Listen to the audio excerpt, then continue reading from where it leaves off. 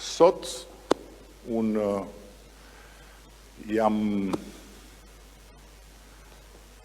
i emocionuar edhe për një fakt të veçantë, sepse Vasilika,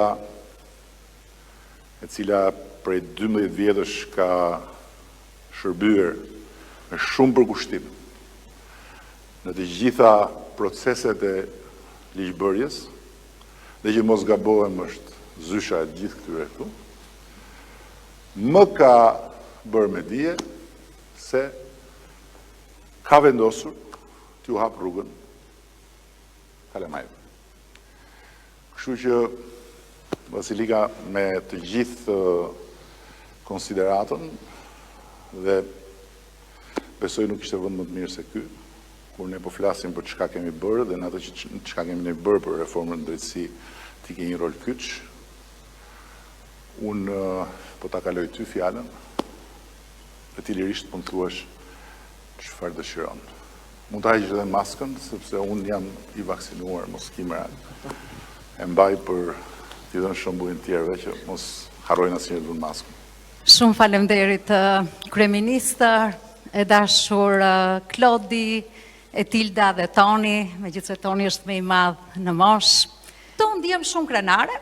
Ndihem krenare që ju bashkova Partisë Socialiste, që kemi punuar bashkë të gjithë deputet që sot janë në parlament, edhe ata që nuk janë në parlament, por kanë kontribuar me dignitet, me profesionalizëm, që pikat ati pakti, të paraqitura me datë 24 tetor të 2011-ës, ne i premtuam që kur të vim në pushtet, do t'a bëjmë.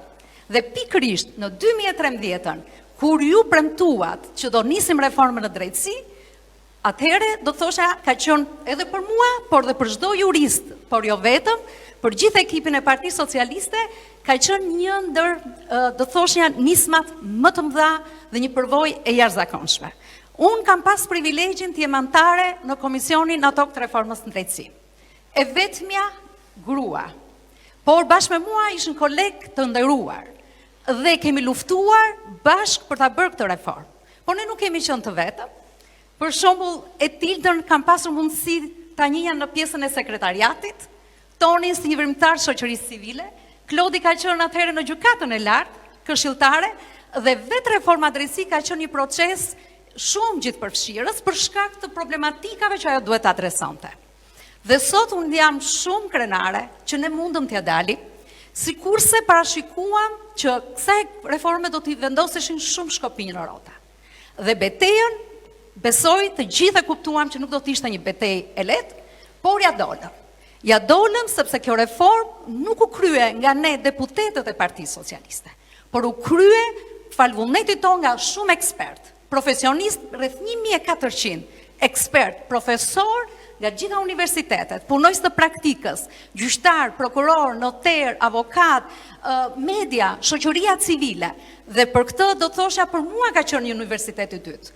Kur filloi reforma drejtësi, unë kisha 30 vite përvojë në mësimdhënie, por vitet e reformës drejtësi dhe më pas batimi saj në mandatin tonë të dytë qeverisëm është një shkollë e vërtet.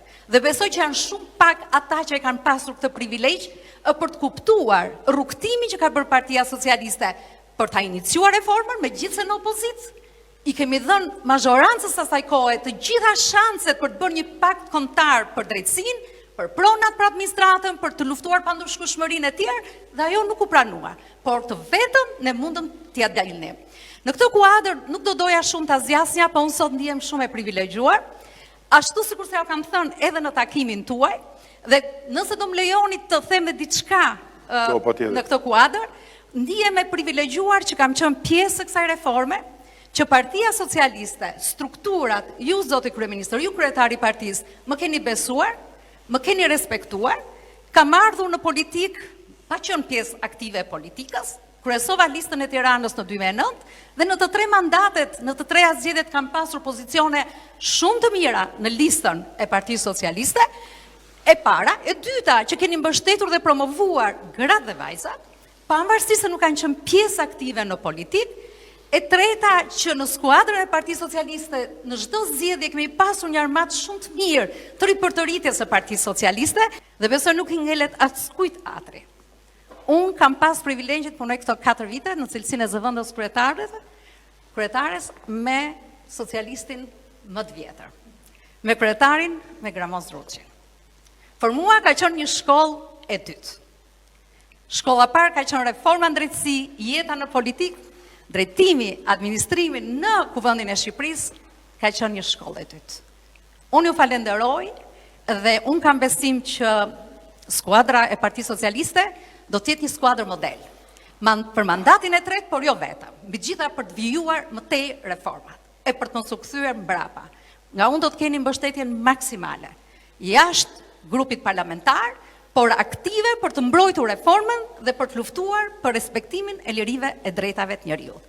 Kështu që mos më kurseni nëse mendoni që mund të kontriboj në fushën e zbatimit të reformës drejtësi dhe në promovimin e modeleve të mira. Shumë faleminderit.